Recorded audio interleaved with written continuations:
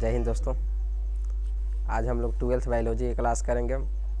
जीवों में जनन, अलैंगिक जनन का प्रकार हम लोग देख लिए हैं, जो एक पढ़ भी लिए हैं, विखंडन। अब देखिए मुकुलन, अगला नेक्स्ट विधि क्या है? मुकुलन, जिसे हम इंग्लिश में क्या बोलते हैं? बडिंग। इस विधि में क्या होता है? इस जनन में जनक के शरीर पर कलिकाएँ निकल आती है, जो प्रारंभ में जनक के शरीर से जुड़ी रहती है और बाद में अलग होकर नए जीव का निर्माण करती है।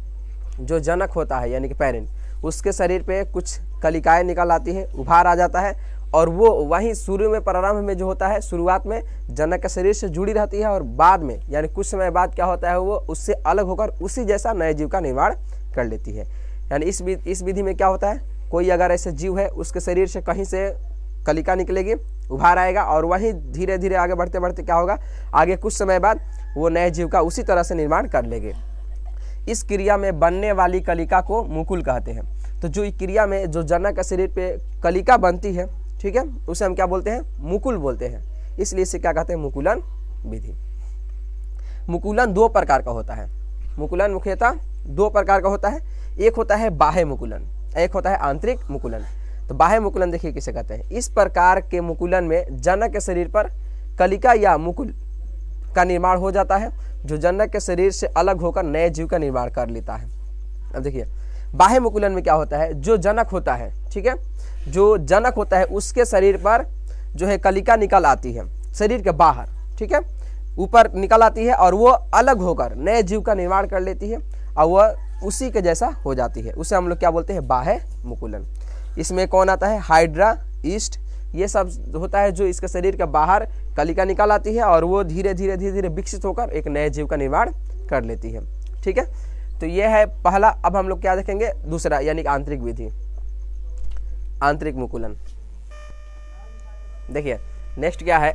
आंतरिक मुकुलन। बाह्य मुकुलन में क्या होता है? शरीर के बाहर मुकुल का निर्माण होता है। इसमें अब होगा अंदर। इस प्रकार के मुकुलन में जनक के शरीर में कलिका या मुकुल का निर्माण हो जाता है, यानी शरीर के अंदर कलिका या मुकुल का निर्माण हो जाता है, जो नए जीव का निर्माण करने में सक्षम हो जाती है। वहीं अनुकूल परिस्थिति आकर बाहर आ जाती है और नए जीव का निर्माण कर लेती है वो। इसमें किसमें होता है? स्पॉन्जिला।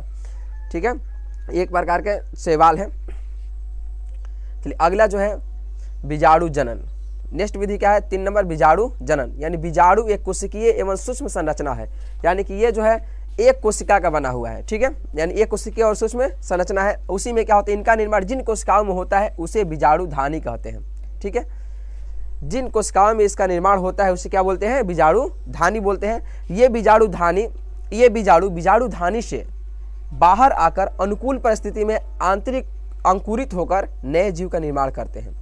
यानी ये जो बीजाणु है, इसे ये क्या है? एक कोशिका का होता है। ठीक है, और ये क्या होता है? बीजाणु धानी में बनता है, और ये बीजाणु धानी से बाहर निकलकर अनुकूल परिस्थिति, पर्यावरण के अनुकूल परिस्थिति में आकर क्या होता है? एक नए जीव का निर्माण कर लेता है। ठीक है, जैसे में क्या है? इलोथ्रिक्स, स्पाइरोगाइरा, ये सब क्या है? शैवाल है, पानी में रहने वाले। ये सब अनुकूल परिस्थिति आने के बाद ही अंकुरित होकर क्या होते हैं? बाहर निकलते हैं और नए जीव का निर्माण कर लेते हैं। ठीक है, चलिए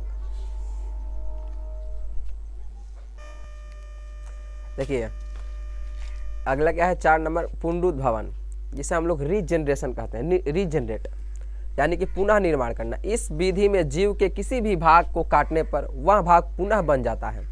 यानी कि हम अगर कोई जीव है, जैसे स्टारफिश है, हम उसको अगर काट रहे हैं तो क्या हो रहा है? उसका कटा हुआ अंग फिर से क्या हो रहा है? सेल डिवीजन करके बढ़ जा रहा है और अपना अवस्था में आ जा रहा है, या उस कटे हुए भाग से नए जीव का निर्माण हो जाता है। यानी कि अगर हम काट कर उसको हटा दें, ठीक है, कोई अंग को, तो वह अंग फिर से अपना रीजनरेट कर लेगा, बन जाएगा, या उसी अंग से दूसरा एक नया जीव बन जाएगा। उसे हम क्या बोलते हैं? पुनरुद्भवन, यानी कि रीजनरेट या पुनर्जनन बोलते हैं। ठीक है, जैसे में क्या होता है? Hydra, starfish, planaria, etc। इसमें क्या होगा? इस विधि में तो किसी अंग को अगर हम काट रहे हैं तो वो क्या होगा? अंग फिर से विकसित हो जाएगा, विकसित होकर अपने जैसे था वैसे बन जाएगा, या जो अंग काट दिए हैं उस अंग से फिर नए जीव का निर्माण हो जाएगा। इसमें अगला क्या है? खंडन।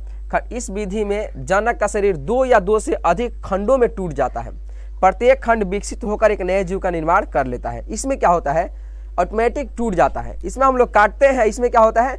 ऑटोमेटिक टूट जाता है, यानी कि 2 या 2 से अधिक खंडों में टूट जाता है और टूट कर क्या होता है, एक नए जीव का निर्माण कर लेता है। यानी कि अगर 3 खंड में टूट गया तो तीनों खंड क्या होगा, एक नया जीव बनाएगा। ठीक है, तो तीनों खंड क्या करेगा, नया नया जीव एक बना लेगा। 4 खंड करे तो चारों जीव क्या करेगा, नए नए खंड, चारों खंड क्या करेगा, नया नया जीव बना लेगा। यानी कि इसमें क्या होता है, स्पाइरोगायरा आता है, इलोथ्रिक्स आता है खंडन में, यानी कि टूट कर क्या होगा, टूट कर 2 या 2 से अधिक भागों में बढ़ जाएगा। वहीं अधिक भाग जो होगा वो क्या करेगा, अब नया नया जीव का निर्माण कर लेगा। ठीक है,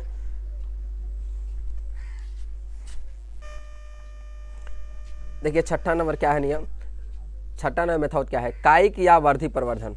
कायिक मतलब होता है जो शरीर का काया जिससे बना हो, यानी यदि नए पौधे का निर्माण मात्र पौधे के, यानी कि जो पहले पौधा है उससे, यानी उसे हम क्या बोलेंगे, मात्र पौधे के कायिक भाग, यानी उसके जो बनावट है शरीर का कोनो अंग से, जड़, तना, पत्ती या पत्र परकलिका से होता है, यानी कायिक भाग से होता है, तो इस विधि को कायिक प्रवर्धन कहते हैं, यानी कायिक विधि। यानी कि पौधे के मात्र पौधा, यानी जो पुरानी पौधा है उसके कौन भाग से, जड़ से या तना से या पत्ती से, जिस भाग से नए पौधे का निर्माण होगा उसे क्या बोलेंगे, कायिक प्रवर्धन। ये जो होता है 2 प्रकार से होता है, एक होता है प्राकृतिक, एक होता है मानव निर्मित। तो ये हम लोग डिटेल्स में पढ़ेंगे पूरे अच्छे से नेक्स्ट वीडियो में। ठीक है, जब तक के लिए जय हिंद।